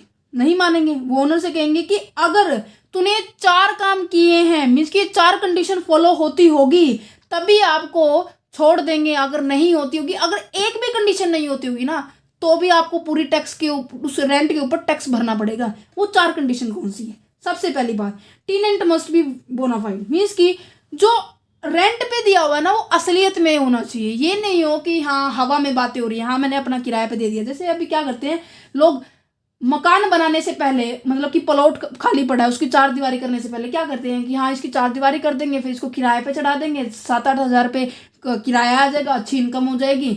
ये क्या है? हवा में बातें करके तो दिखा। तो बोनाफाइड होना चाहिए। नेक्स्ट, गुड इंटेंशन से होना चाहिए, वास्तव में आपने रेंट पे देना होना चाहिए। ठीक है, एग्रीमेंट स्लिप होती है ना कि हाँ महीने का किराया इतना है, आपको 2 बेडरूम है, एक किचन है, एक टॉयलेट है, ये मतलब बरंडा है ना, ये सभी चीज़ें एक एग्रीमेंट होती है, स्लिप के अंदर होती है। अगर आप देखोगे ना, आप एक साइबर सिटी के अंदर अगर जाए, आप अगर हरियाणा की बात की जाए, साइबर सिटी हमारी गुड़गांव है ना, अगर गुड़गांव के अंदर जाएंगे तो अगर आप वहाँ फ्लैट के साथ रहेंगे तो आपको स्लिप जो GST नंबर के साथ मिलेगी। आपको पता है इस बात का? नहीं पता? पता लग जाएगा, आप जैसे जैसे बड़े होते जाओगे पता लग जाएगा। तो बोनाफाइड होना चाहिए टेनेंट, मीन्स कि जो आपने किराएदार दिया है, किराएदार असलियत में होना चाहिए। नेक्स्ट है the default tenant has vacant the property. अगर टेनेंट क्या कर रहा है, प्रॉपर्टी के ऊपर जो रेंट पे लिया हो उसको ऊपर किराया नहीं दे रहा, तो क्या करना चाहिए? किराया नहीं दे रहा तो टेनेंट जो ओनर है उसे क्या कहना चाहिए कि निकल मेरे घर से बाहर निकल, तू किराया नहीं दे रहा, कम से कम मैं किसी और पे मकान मतलब खाली करवाना है, किसी और को देके मैं किराया तो कमा लूंगा। ये स्टेप भी उठा लेना चाहिए। अगर पहली बात वो टेनेंट होना चाहिए, दूसरी बात मतलब टेनेंट मतलब किराएदार को किराए पर दिया होना चाहिए। ठीक है, मकान खाली करवाने की प्रोसेस जारी होनी चाहिए। तीसरी बात, किसी और संपत्ति पर, ओनर की किसी और संपत्ति पर टेनेंट का कोई भी अधिकार नहीं होना चाहिए। चौथी बात, ओनर ने क्या कर रखा होना चाहिए? ओनर ने एक लीगल एक्शन मतलब कि सिटी थाने के अंदर क्या होना चाहिए? कंप्लेंट लिखवानी होनी चाहिए, मीन्स कि आपके उसके ऊपर क्या है, टेनेंट के ऊपर क्या है, लीगल एक्शन लेने की प्रक्रिया शुरू हो जानी चाहिए। ओनर SSC मीन्स की जो पर्सन है जिसको इनकम रिसीव होनी थी रेंट की, has taken all the reasonable legal step आपको उठाने होंगे proceeding for the receiving the unpaid rent को रिसीव करने से पहले ये सभी चीज़ें होनी चाहिए। पहली बात, ये चारों बातें, ये जो है पॉइंट ये 4 नंबर में इंपॉर्टेंट है, इसलिए थोड़ा फोकस कर रही हूँ। तो आपको बिल्कुल ध्यान से करके आना है। ठीक है, आप इसको एग्जाम्पल्स भी दे के जाना, बस ये लिख के एग्जाम्पल दे देना, एग्जामिनर 100% आपको मार्क्स देगा। मैंने आपको बताया था कि मैं एक वीडियो बनाने वाली हूँ कैसे पेपर को अटेम्प्ट करना है, आप ज़रूर देखना, वो बहुत हेल्पफुल रहेगी। मैं बता रही हूँ, मैंने खुद का एक्सपीरियंस बस शेयर किया आपके साथ, जो मैंने अपनी लाइफ के अंदर अडोप्ट किया था, कि अपने स्टूडेंट्स को मैं शेयर करती हूँ। मैंने आपके लिए भी वीडियो निकाली, आई होप आप सभी को वो अच्छी लगेगी, आप उसको देख लेना, ठीक है। एंड कैसे अब इसकी ट्रीटमेंट देखो कैसे निकलती है, इंपॉर्टेंट देखो लिखा हुआ है। मेरे लिए भी नेट के एग्जाम के अंदर भी प्रिपेयर करने के लिए भी बहुत इंपॉर्टेंट है। अगर आप क्या है एमफिल करोगे या फिर मास्टर्स करोगे, हर जगह इंपॉर्टेंट है। मैं बोल रही हूँ अगर आप ग्रेजुएशन कर रहे हो तो दिलो दिमाग से करो, पूरी शिद्दत से करो, क्योंकि वो एमकॉम में एज इट इज आने वाली है, एमबीए में एज इट इज आने वाली है, अगर सीए कर रहे हो तो भी एज इट इज आने वाली है। जितना आपने पढ़ा है वो एज इट इज आएगा, तो शिद्दत से पढ़ो ना, पेपरों के लिए क्यों पढ़ रहे हो यार, है ना। सो देखो इसकी ट्रीटमेंट कैसे होगी। अब जो रेंट मिला ही नहीं, क्या आप उस पर ऊपर टैक्स दोगे अगर ये चारों कंडीशन फॉलो होती होगी? नहीं ना। गवर्नमेंट कहती है कि चलो ठीक है, अगर ये 4 कंडीशन फॉलो होती है तुम्हें हम छूट दे देंगे, हम तुमसे टैक्स नहीं लेंगे, बट ये चारों कंडीशन फुलफिल होनी चाहिए। जितने महीने का किराया नहीं मिला उस महीने को एक्चुअल रेंट से मल्टीप्लाई कर दोगे। मीन्स समझो, मान लो हमारे पास 10,000 रुपये एक्चुअल रेंट था महीने का, मान लीजिए कि 12 महीने में से 5 महीने हमारा रेंट किराया नहीं मिला, तो 5 महीने माइनस कर दो, कितने बच गए? 7, 70,000 रुपये हमारे क्या है टैक्सेबल हो जाएगा, ठीक है। उसके बाद हम वैकेंट पोस्ट को निकालेंगे, मीन्स कितने महीने खाली रहा वो अलग ट्रीटमेंट होगी, कितना पैसा रिसीव नहीं आया उसकी अलग ट्रीटमेंट होगी। पहले पैसे रिसीव होने की ट्रीटमेंट होगी, फिर महीने खाली होने की रिसीवमेंट होगी। क्लियर, समझ में आया? ये था इंपॉर्टेंट पॉइंट आपके लिए, बहुत ज्यादा वेरी वेरी मच इंपॉर्टेंट, ठीक है। इतना आया समझ में? जल्दी से थम्स अप कर दीजिए। आपका थम्स अप क्या होगा? लाइक का बटन, है ना। सो अब यहां पर अब देखो मैंने आपके लिए क्या किया था, एक सेकेंड। लोकल रेंट हो गया, म्युनिसिपल टैक्स के बारे में हमने बात कर ली है, अनरियलाइज्ड रेंट के बारे में बात कर ली है। इसके बाद मान लीजिए, अब देखो ये आपको ना आपकी जब आप क्वेश्चन करोगे ना, आपके क्वेश्चन में आराम से मिलेगा। ग्रॉस एनुअल वैल्यू निकालनी आ गई, स्टेप याद आ गए, माइंड में जल्दी रिवाइज कीजिए। 3 स्टेप थे, higher lower higher. Higher lower कैसे था? सबसे पहला हायर क्या था? फेयर रेंट वैल्यू और हमारी फेयर रेंट वैल्यू और म्युनिसिपल वैल्यू। उसमें से जो हायर होगा उस हायर को स्टैंडर्ड रेंट से कंपेयर करेंगे, उस रेंट को जो हायर आएगा उस रेंट को फिर क्या क्या करेंगे? स्टैंडर्ड रेंट से कंपेयर करेंगे। फिर क्या होगा? लोअर को सिलेक्ट करना है। लोअर क्या होगा? हमारा एक्सपेक्टेड रेंट होगा। एक्सेप्टेड को क्या करेंगे? फिर हम एक्चुअल रेंट के साथ करेंगे, ठीक है। थोड़ा सा पानी पी लेते हैं।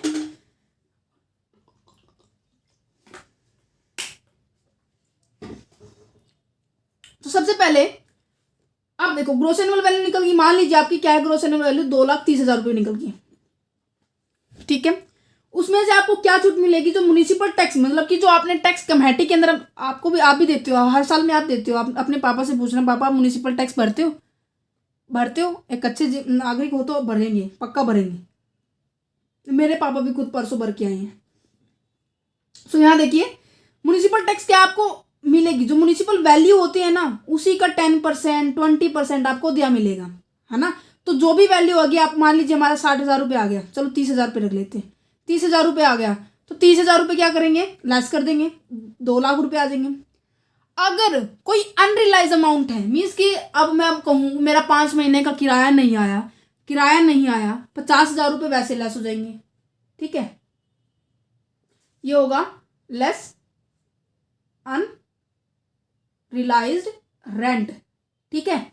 ये लेस हो गए 1,50,000 रुपये। ये आती है हमारी नेट एनुअल वैल्यू। यहां तक आया समझ में? नेट एनुअल वैल्यू, ठीक है। उसके बाद लेस करेंगे हम 2 चीजें और 2 चीजें। सबसे पहले 30% ऑफ नेट एनुअल वैल्यू का, और लेस करेंगे इंटरेस्ट ऑन लोन। ये 2 पॉइंट और रहते हैं बिल्कुल समझाने, बहुत आसान टॉपिक है। ये तो अभी हो जाएगा विद इन 2 मिनट्स। देखिए नेट एनुअल वैल्यू का 30% करना है। अब मैं इसका 30% करूँ कितना होगा? 15 × 45, है ना। इसका मैं अगर 30% करूँ तो कितना हो जाएगा? 45,000। लेस करेंगे। ये अब माइंड में क्वेश्चन उठना चाहिए 30,000 क्या है? इसको हम स्टैंडर्ड डिडक्शन बोलते हैं। ये है क्या एक्चुअल में? ये क्या होता है? कई बार पर्सन क्या कहते हैं कि हमने क्या है मेंटेनेंस के ऊपर खर्चा किया, हमने रिपेयर करवाया, हमने फला करा, हमने टिकटा करा, मतलब इतना खर्चा बता देते हैं इनकम टैक्स वालों को कि हमारा खर्चा बढ़ जाए, इनकम कम हो जाए। इनकम कम होगी तो टैक्स कम देना पड़ेगा। तो जो पहले पहले जो 1900 से पहले की बात अगर बात की जाए, सॉरी 1900 से नहीं, 2000 से पहले की बात, 1961 के से लेकर 2000 की बात की जाए, तो क्या था कि जो इनकम टैक्स वाले थे यही इस चक्कर में पड़े रहते थे कि कभी उसके घर में जाओ, कभी उसके घर में जाओ, देखो कितने का खर्चा हुआ है, देखो इतने का खर्चा हुआ है, ये वो, मतलब ये ज्यादा फॉर्मेलिटीज हो गई थी। गवर्नमेंट ये कह रही थी कि हम तो सारे दिन इसी काम में लगे रहेंगे, टैक्स वसूली कब करेंगे, और भी काम होता है भाई टैक्स डिपार्टमेंट के अंदर।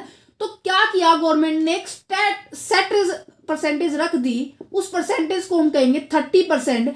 जो भी हमारी नेट एनुअल वैल्यू निकलेगी उसका 30% करो। 30% बता देती हूँ, वैसे बहुत ज्यादा है, आइडली बहुत ज्यादा है, इतना खर्चा नहीं होता।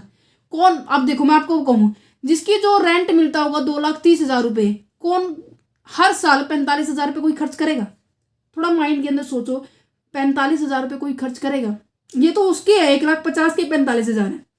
अगर 2,30,000 की किया जाए तो कौन इतना बेवकूफ होगा कि जो हर साल करेंगे। बट इतनी घिचपिच, इतनी मतलब कि झगड़े लड़ाई के कारण सरकार ने क्या कर दिया, इसको 30% सेट कर दिया है। ठीक है, अब बाकी बचा अमाउंट 1,05,000 रुपये, है ना। इसमें से भी इंटरेस्ट ऑन लोन, अगर किसी ने सारी चीजें एक जगह एक साथ अप्लाई नहीं होगी, कोई किसी ने लोन लेके कर रखा होगा, किसी को रेंट नहीं मिला होगा, ये सभी को ऊपर देना पड़ता है। ये दो चीजें सभी के ऊपर अप्लाई होगी। बट ये जो होती है और ये जो होती है सिलेक्टेड पर्सन के पास होगी, क्योंकि जिनके पास रेंट रिसीव नहीं होगा या फिर जिन्होंने लोन पे ले रखा होगा। अब हम बात करते हैं हमारी इंटरेस्ट ऑन लोन के बारे में, है ना। इंटरेस्ट ऑन लोन देखियो, इंटरेस्ट ये आता है अंडर सेक्शन 24 की डिडक्शन मिलती है यहाँ पर इंटरेस्ट ऑन लोन की, अंडर सेक्शन 24B की। ये होती है अंडर सेक्शन 24A की। ये याद रखने, क्योंकि इनकम टैक्स के अंदर सेक्शन ही बहुत ज्यादा इंपॉर्टेंट है। तो सबसे पहले interest on boring and capital taken for purchase, construction, repair, renewal. अब आपको ये बात ध्यान रखनी है, ऐसा इंटरेस्ट जो आपने ऐसी लोन के ऊपर इंटरेस्ट, और जो लोन लिया हो केवल 4 पर्पज से लिया हो। वो पर्पज क्या होना चाहिए? या तो परचेज होना चाहिए, या कंस्ट्रक्शन होना चाहिए, या रिपेयर होना चाहिए, या रिन्यूअल होना चाहिए। रिन्यूअल का मतलब होता है दोबारा से कंस्ट्रक्शन करना, reconstruction is known as a renewal. Clear? अगर house interest on such a loan shall be allowed to be deduction under section 24B from the net annual value. कहते हैं जो इंटरेस्ट होता है ना हाउस के ऊपर जो लगता है, उसकी डिडक्शन हमें किसके अंदर मिलती है? 24B के तहत मिलती है। ये बी है, 6 नहीं है, बी है। और कहां से मिलेगी? नेट एनुअल वैल्यू में से हम लेस करेंगे। बट डिपेंड करेगा कि वो कैसे ली है। Means SSC can take any number of loan. SSC कितना भी लोन ले सकता है। ये डिटरमाइन नहीं करना कि हाँ 4 लाख तक लोन ले सकता है, 5 लाख तक लोन ले सकता है, नहीं। ये डिपेंड करेगा कि उसके लोन के ऊपर जो इंटरेस्ट होता है उसकी छूट कितनी मिलेगी, उसके ऊपर टैक्स कितना देना पड़ेगा। लॉजिक के साथ पढ़ेंगे, आप अपने से दिमाग लगाइए। पहली बात तो आप कितनी बार भी लोन ले सकते हो। दूसरी बात, इन 4 चीजों के लिए ही लोन लेना है। ठीक है, अब देखो यहां पहले मैं पढ़ती हूं। Interest for the year for which income is to be calculated shall be allowed in the same year. समझो, interest on the period prior to the year in which the house was the construction shall be. देखो, ऐसा interest जो घर बनने के बाद होता है, इसकी अब देखो आपने लोन लिया, एग्जाम्पल समझते हैं, बहुत आसान एग्जाम्पल है ये, लास्ट पॉइंट है हमारी वीडियो का, चैप्टर का भी। मान लीजिए आपने लोन लिया 1/4/2014 में, ठीक है, और लोन लिया है 50 लाख का। छोटा मोटा लोन नहीं है, बहुत बड़ा लोन है, 50 लाख का। ठीक है, अब घर बन के तैयार हुआ आपका 31 अक्टूबर का महीना, 31 का होता है कितना का, हाँ अक्टूबर का महीना 31/10/18। ठीक है, ठीक है, ये थी date of complete, C's means complete, और ये होती है date of loan, L means loan. जिस दिन लोन लिया उसकी डेट थी 1/4/2014, जिस दिन कंप्लीट हुआ 31/10/18 को। 18 ज़्यादा लंबा होगा, चलो 16 कर देती हूँ, ठीक है। अब आप ये बताइए कि लोन जिस दिन लिया और यहाँ तक कोई इनकम जनरेट हुई इस प्रॉपर्टी के ऊपर? हाँ, इंटरेस्ट तो जनरेट हो जाएगा, मीन्स की 50 लाख के ऊपर। ये देखो 2014 है, 1/4/2014 से लेके 31/3/15, 1/4/15 से लेके 31/3/16, 1/4/16 से लेके 31/10/16, कितने साल हो गए? एक, दूसरा साल ये है अप्रैल, मई, जून, जुलाई, अगस्त, सितंबर, अक्टूबर, 7 महीने। 2 साल 7 महीने, 12 दूनी 24, 24 और 7 31 महीनों का, 31 मंथ का इंटरेस्ट भी तो लगेगा। अब आप ये बताइए कि क्या आपकी इनकम यहां से लेके यहां तक हुई है?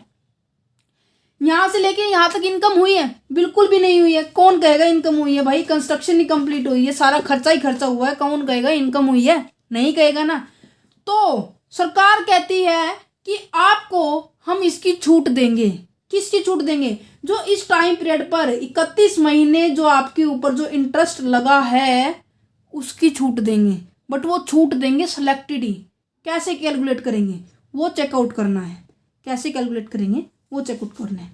अब देखो, सबसे स्टेप, ये आपको स्टेप से करेंगे ना बिल्कुल इजी रहेगा। सबसे पहले स्टेप क्या है, ध्यान से सुनना, एक सेकेंड, मैं अपने ये पेजेस को आपके लिए थोड़ा सा खोल लेती हूँ कि मेरे को इजी रहेगा।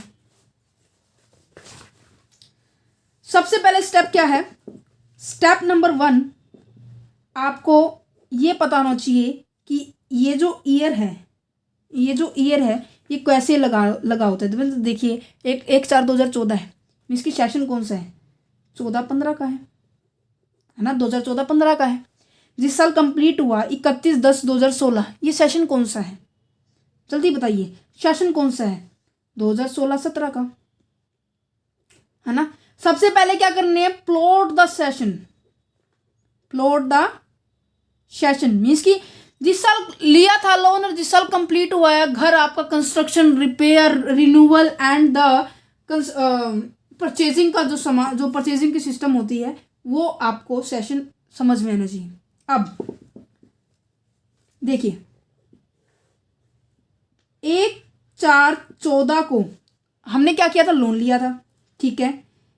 31/10/16 को लोन खत्म हुआ था। सेकेंड स्टेप ये है कि आपको यहां पर सेशन लिखने के बाद इससे 1 साल पहले चलना है। ये रूल है, ये आपको याद करना पड़ेगा। ये मत कहना इसकी कोई ट्रिक है क्या, नहीं, इसकी कोई ट्रिक नहीं है। बस ये ध्यान रखना है 1 साल पहले कर दो, मीन्स की 2015 और 2016 है ना। इसकी लास्ट डेट क्या हुई? 31/3/15 यही होगी। 31/3/16 होगी। कैसे ना लाइक बच्ची हो यार, बताते भी नहीं हो। 31/3/16 होगी। तो 1 साल पहले यहाँ पे 31/3/16 लिख लीजिए, ठीक है। जिस भी साल कंस्ट्रक्शन पूरी हुई है उस साल को छोड़कर उससे पिछले साल की हमें डेट लिखनी है, वो भी last date of the year, accounting year. अभी मत कहना 31 दिसंबर होती है हमारे यहाँ, तो नहीं बेटा, अकाउंटिंग ईयर है ना। अकाउंटिंग ईयर क्या होगा हमारे? 31/3/16 हो जाएगा इसका, क्योंकि इसका फाइनेंशियल ईयर 2016-17 है। इसका फिर क्या हो जाएगा? प्रीवियस ईयर क्या हो जाएगा? इसकी से पहले वाला साल क्या हो जाएगा? 15/16 हो जाएगा। और इसकी आखिरी डेट क्या होगी? 31/3/16 होगी। यहां से लेकर यहां तक का जो इंटरेस्ट बनेगा उसे क्या कहेंगे हम? उसे कहेंगे हम prior period of the interest. ये भी मैंने पढ़ा था ना, prior period of the interest का मतलब क्या है? ऐसा इंटरेस्ट जो कंस्ट्रक्शन से पहले की बात कह रहे हैं। Interest for the period prior to the year, उस साल से पहले, इन विच, जिस साल house was construction shall be done, जिस साल से पहले, उस साल की बात की जा रही है जिससे कंस्ट्रक्शन डन हो चुकी है। प्रायर लिखा हुआ है, ध्यान सुनो से बोलेंगे prior period of the interest. और जिस साल कंस्ट्रक्शन कंप्लीट होके, मीन्स यहां से शुरू कर देंगे, वो अलग बात है, यहाँ कंप्लीट हो, यहाँ इस साल की तो इनकम उसने ले ली होगी ना। उसके बाद मान लीजिए 2031 1 नवंबर को उसने रेंट पे चढ़ा दिया अपना कमरा, घर, बिल्डिंग, तो इनकम तो हम टैक्सेबल कौन से साल होगी? 31, इस वाले सेशन के दौरान ही होगी ना। समझ में आ रहा है लॉजिक? यहाँ भी पढ़ा रही हूँ मैं, इतनी देर हो गई है। ध्यान से देखो, बच्चे कमेंट कर रहे हैं मैडम नहीं आ रहा समझ में। दोबारा से देखो, दोबारा से देखो। 1 4 14। एक सेकेंड में मेरे माइक को ठीक कर लेती हूँ, एक सेकेंड। आ रही है आवाज? ठीक है, एक सेकेंड, हो गया। अब देखो 1 4 2014 है। अब 31/10/2016 को हमारा कंस्ट्रक्शन कंप्लीट हुआ था, है ना। कंस्ट्रक्शन क्या हुआ था? कंप्लीट हुआ था। सबसे पहला क्या करना है हमें, इसका क्या करना है, फाइनेंशियल ईयर लिखना है हमें। इन दोनों का क्या लिखना है? फाइनेंशियल ईयर लिखना है। इसका क्या होगा? 2000 क्या होगा? 14-15। इसका फाइनेंशियल क्या होगा? 2016-17। जिस साल कंस्ट्रक्शन कंप्लीट हो गई है, ये क्या है? डेट ऑफ कंस्ट्रक्शन कंप्लीशन, है ना। तो जिस साल कंस्ट्रक्शन कंप्लीट हुई उससे 1 साल पहले की बात करेंगे। मीन्स की 2015-16 की बात करेंगे। इसकी लास्ट डेट क्या होगी? 31 मार्च 2016, है ना। 2016 ही होगी। इससे पहले का जो इंटरेस्ट होगा उसे कहेंगे हम प्रायर पीरियड ऑफ इंटरेस्ट, और इसके जो बाद का होगा उसे हम रेट ऑफ इंटरेस्ट के नाम से ही जानेंगे। ठीक है, कंस्ट्रक्शन की इंटरेस्ट की रेट से जानेंगे। ठीक है, समझ में आया? समझ में आया इतना बात? ठीक है। अब इसकी आपको छूट मिलेगी, क्योंकि इस साल तो आपने आगे इनकम जनरेट कर ली होगी। ये तो इनकम जनरेट करने का टाइम आ गया, है ना। तो इस साल की इनकम के ऊपर जो टैक्स आपको पे करना पड़ेगा वो 31/3/17 को पे करोगे आप, 17 को पे करोगे, है ना। तो 31/3/17 के अंदर आपके जो ये एक्सपेंसेस होंगे, ये जो इंटरेस्ट होगा, आप इसमें पे कर सकते हो। लॉजिक आया समझ में? अब हाँ, अब आगे लाइक हाँ बिल्कुल ठीक, ऐसे ही समझना है, लिंक लगा के समझना है। ठीक है बच्चे? हाँ, तो यहाँ देखिए, अब देखो यहाँ पे मैंने एग्जांपल ले रखा है कि टेक अ लोन, यही बात है, सेम बात लिखी हुई है कि कहते हैं कि टेक अ लोन लिया है 20 लाख का, रेट है 15%। अब यहाँ पे 1/6/14 को लिया है इसने। ठीक है, 31/3 लास्ट का दिन आएगा, फिर अगले साल का महीना आएगा, फिर अगले साल, फिर अगले साल, फिर इस दिन को क्या हुआ? डेट ऑफ कंप्लीशन थी इस साल, फिर आगे ऐसे चलता रहेगा, कंटिन्यूस चलता रहेगा। तो ये जो टाइम पीरियड है यहां से लेके यहां तक का, तो प्री कंस्ट्रक्शन है ना, इसके ऊपर इंटरेस्ट देंगे तो मीन्स कि आप यहाँ पे तो इनकम जनरेट हुई नहीं, तो इसकी तो छूट मिलनी चाहिए ना। तो पीसीपी को मीन्स की प्री कंस्ट्रक्शन पीरियड को कैसे निकालेंगे? हम प्री कंस्ट्रक्शन पीरियड को निकालेंगे, सबसे पहले हमें क्या करना है? ईयर को प्लॉट करना है। ईयर को प्लॉट करने के बाद हमें 1 साल आगे चलना है। ठीक है, 1 साल आगे मीन्स की प्रीवियस ईयर में जाना है। यहां से लेके यहां तक की कोई इनकम जनरेट नहीं हुई, है ना, इनकम जनरेट नहीं हुई, यहां से लेके यहां तक तो इनकम जनरेट ही होगी, इसे हम आगे 1 ही साल में इंक्लूड करेंगे। ठीक है, हिंदी में भी लिख रखा है, आप नोट्स को बिल्कुल जूम करके पढ़ लेना। ठीक है, तो सबसे पहला स्टेप क्या है? 1/6/14 से लेके 31/3/8 मीन्स की 1/6/14 यहाँ पर हम लिखा थे 31/4/8 को हमारा क्या हुई थी? कंस्ट्रक्शन कंप्लीट हुई थी, इससे 1 साल पहले चलेंगे, है ना। तो 31/3/8 तक का हम देखेंगे कितना हमारे पास क्या होगा, डेज मंथ बनेंगे। देखो अब 1/4/14 से 1/6/14 से लेके 31/3/8, 1/6/14 31/3/18, बहुत ज़्यादा महीने बनेंगे। अब यहाँ देखो, पहली बात तो 1 जून है, जून जुलाई अगस्त सितंबर अक्टूबर नवंबर दिसंबर, ठीक है, जनवरी फरवरी मार्च, 10 महीना। तो ये कौन सी डेट आ गई है? 31 मार्च 2015 आ गई है। 10 महीने ये, 15 से लेके 16, ठीक है, 12 महीने, 16 से लेके 17 12 महीने, 17 से लेके 18 12 महीने। ठीक है, 12 के मन 24 बातें 36 और 10 46 महीने। क्लियर? समझ में आया? ठीक है, ऐसे बताते रहा करो, मैं ऐसी लगी रहती हूँ यार, है ना। और जो इंटरेस्ट होगा उसे हम कैलकुलेट कर लेंगे। ठीक है, इंटरेस्ट ऑन ईसीपी, मान लीजिए अब ये देखो 46 महीने बने हैं और 20 लाख का इंटरेस्ट लिया था, 20 लाख का लोन लिया था, 15% की बात है। अब हमें क्या करना है? 46 तो ऊपर रखने हैं, 12 नीचे रखने, क्योंकि हमें 46 महीने का निकालना है ना। ठीक है, अब इतनी बड़ी अमाउंट आएगी, वैसे मैंने इसके ऊपर निकाल रखा है, बहुत ज़्यादा बड़ी अमाउंट आएगी। अभी मेरे पास कैलकुलेटर भी नहीं है, आप इसको निकाल लेना, ठीक है। जो भी अमाउंट आएगी ना उसे क्या करेंगे, फिर हम 5 से डिवाइड कर देंगे, और 5 से डिवाइड करने के बाद जो अमाउंट आएगी ना उसकी छूट मिलेगी, ठीक है। समझ में आ रहा है या ऐसे ही बोलते जा रही हूँ? आई होप समझ में। हाँ ऐसे, वेरी गुड, जल्दी से कमेंट करके बता दिया करो यार। हाँ अब यहाँ पे देखो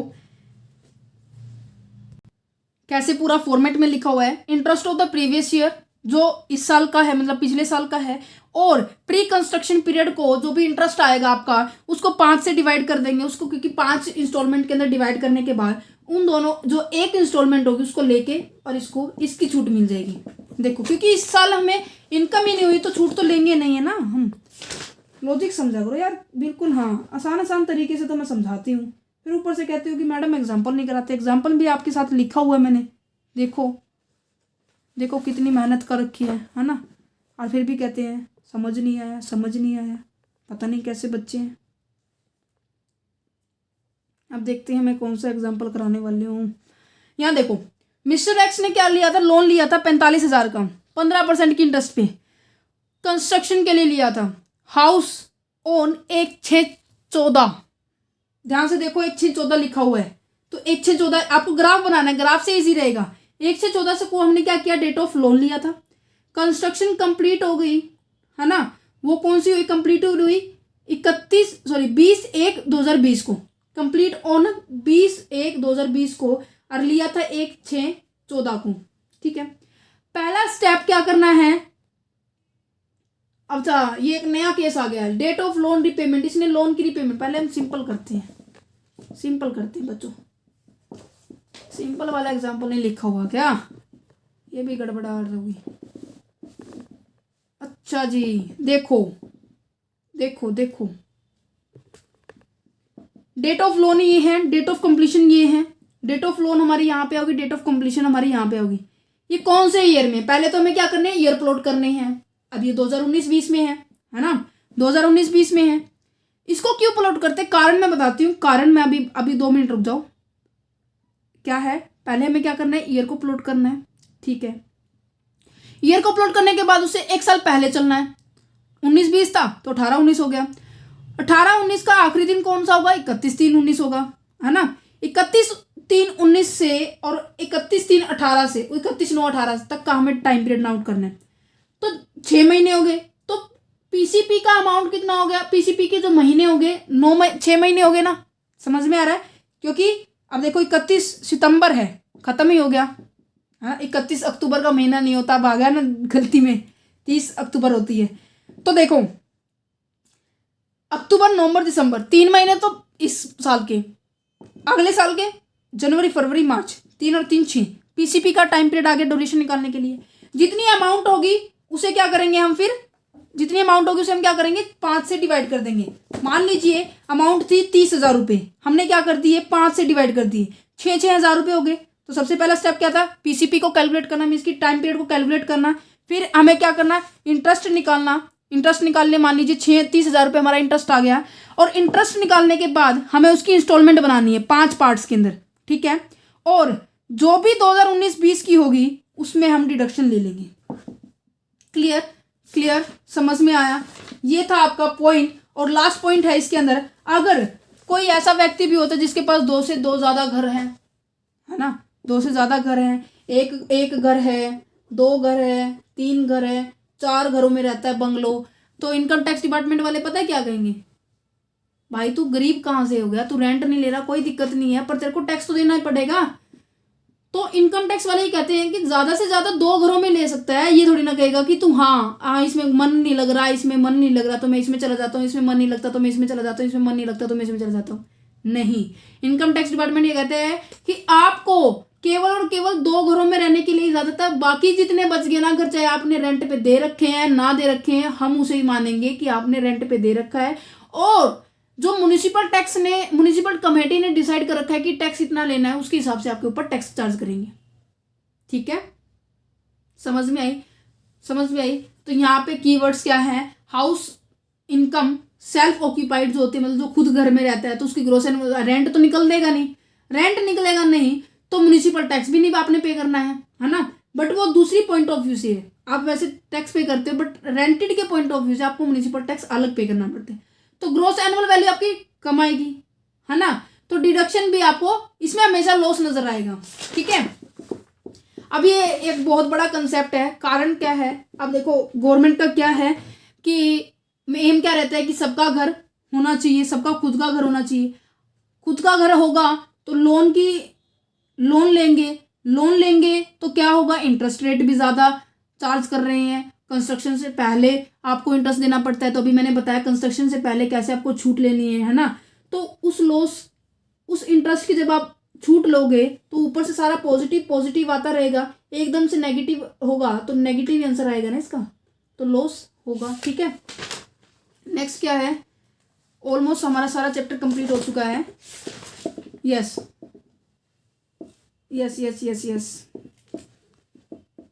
आप जस्ट इसको गो थ्रू कर लीजिए, बहुत ही इजी सा पॉइंट है ये। तो डिडक्शन कैसे लेनी होती है, जैसे हमने पढ़ा कि ना कि इफ 3 कंडीशन फुलफिल हो जाती है तो डिडक्शन हमें मिल जाएगी।